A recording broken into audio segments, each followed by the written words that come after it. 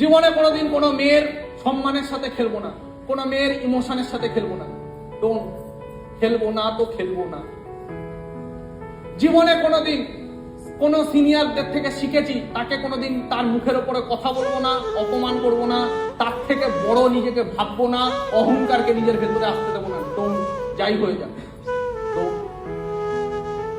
জীবনে কোনোদিন পয়সার জন্য ওর থেকে কোনোদিন স্মার্ট ভ্যালুর ইনকাম বাদে বাইরের কোনো ইনকামের দিকে তাকাবো না, যাই হয়ে যাক না কেন।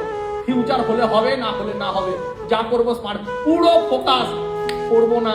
ক্লিয়ার? এথিক্স। কথাগুলো বোঝাতে পারছি না? বোঝাতে পারছি না? এথিক্স। আমি এই বিজনেসে দেখেছি, একটু উপরে যাওয়ার পরে এমন ভাম টান হয়ে যায়, ওই মানুষটার অহংকার উপর ধরে ফেলে। প্রকৃতি দেখে তুমি কত তপস্যা করতে পারো, প্রকৃতি বরদান দেয় উপরে যাওয়ার। আর প্রকৃতি ওপরে নিয়ে যেতে যেতে দেখে যে তোমার ভেতরে এবার অহংকার এলো কিনা, এবার ওকে পার্মানেন্টলি ফেলবে, আর জীবন উপরে। এথিক্স। আমি এখানে প্রচুর মানুষকে দেখেছি, একটা সময় ইমরুজার মতো অনেক মেয়েকে দেখেছি আমি, ভালো অ্যাচিভার। একটা সময় সিনিয়রদেরকে এই লেভেলে রেসপেক্ট করতো, যেই একটু ওপরে গেল, যোগ্যতার উপরে গেল, সেই তাদের মধ্যে চেঞ্জেস চলে এলো, পাল্টে গেল মানুষ। পয়সা কামালো, মানুষ পাল্টে গেল। অ্যাচিভমেন্ট কামালো, মানুষ পাল্টে গেল।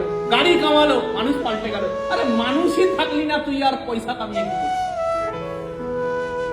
কথাগুলো বুঝতে পারছি এসব।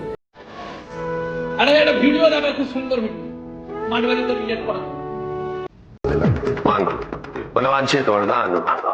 प्रभु आप मुझे ये वरदान दीजिए कि मैं अपनी इच्छा अनुसार अपनी विशालता बढ़ा सकूं, उसकी कोई सीमा ना हो। उचित है कहते, मैं तुम्हें तुम्हारा मनोवांछित वरदान अवश्य दूंगा। तथास्तु। बन गया ना सबसे विशाल?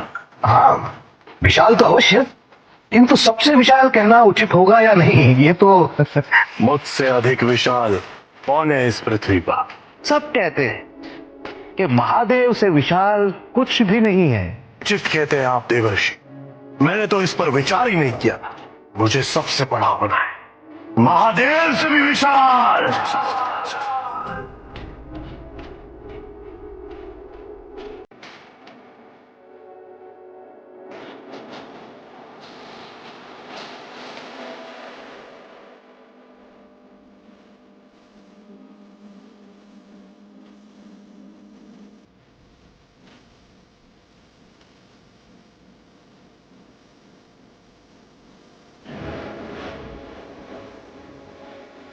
मैं अहंकार में अंधा हो गया था।